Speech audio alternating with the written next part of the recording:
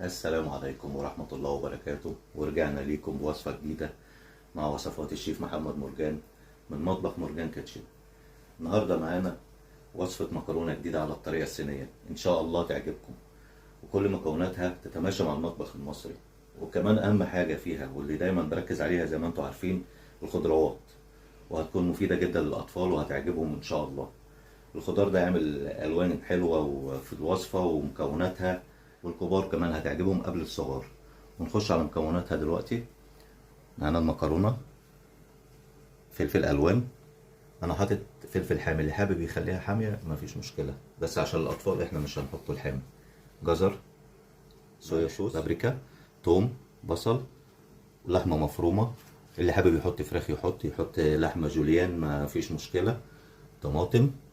ويلا بينا نسلق المكرونة ونبتدي نشتغل في الوصفة بتاعتنا. وننزل بالمكرونة دلوقتي. في معلومة حابب اوصلها لكم، ان المكرونة لما بتيجي تتسلق ما ينفعش نحط عليها زيت. ليه؟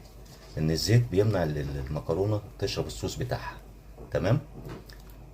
هي رشة ملح وبس. ننزل بنقطة زيت دلوقتي عشان نشوح فيها حتة اللحمة، مش كتير، نحط الزيت كتير. بعد ما الزيت يسخن نزود عليه شوية عشان اللحمة ما تنزلش ميتها.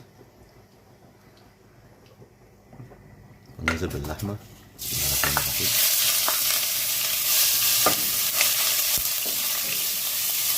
ما نقلبهاش، كده هتاخد التتبيلة دقيقتين.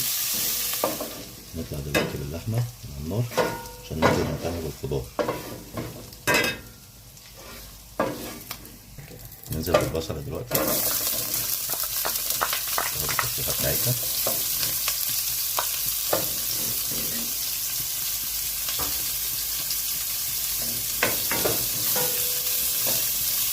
بعد ما البصلة دبلت معانا شوية ننزل بمعلقة توم،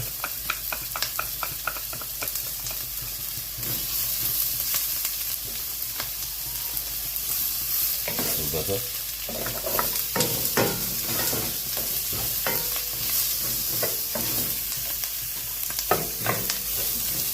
يبقوا برضه ياخدوا التشويحة مع البصلة والثوم يتطعموا مع بعض. معانا فلفل ألوان، ننزل بيه. ننزل بالطماطم، أنا حاطط طماطم عشان تخلي لي معايا المكرونة والصوص بتاعها جوسي متبقاش ناشفة. تمام؟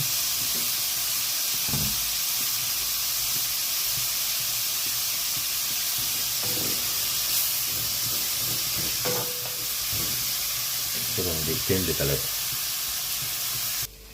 دلوقتي بعد ما انتوا زي ما انتوا شايفين الخضار استوى معانا وتشوح كويس، ننزل باللحمة.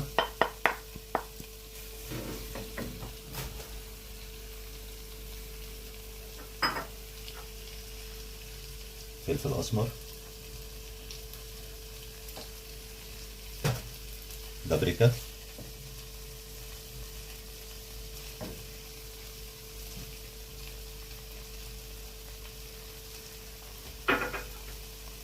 ملح،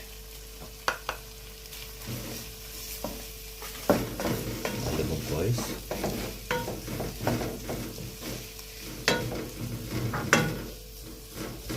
نسيبهم 5 دقايق كمان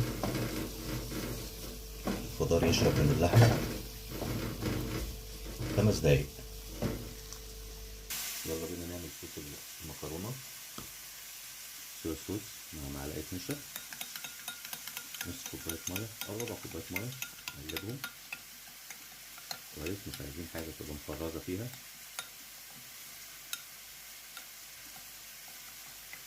عشان ننزل بيها على اللحمة والخضار. بعد ما دوبناهم كويس ننزل بالصوص.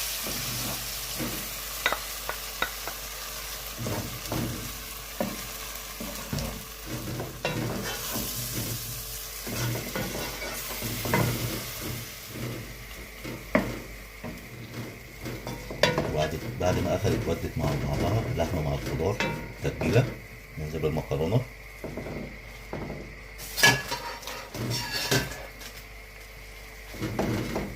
نقلبها كويس.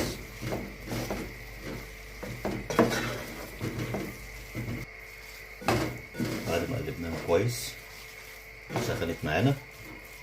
يلا بينا بقى نقدموها في طبق تقديم.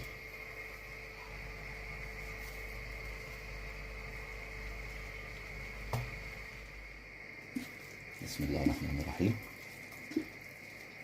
بعد ما قدمناها يا رب تكون عجبتكم الوصفة، واتمنى تعلقوا لي في الكومنتات تقولوا اذا كانت عجبتكم ولا لا بعد ما تطبقوها، وان شاء الله هتعجبكم. مع مطبخ الشيف محمد مرجان، مورجان كيتشن.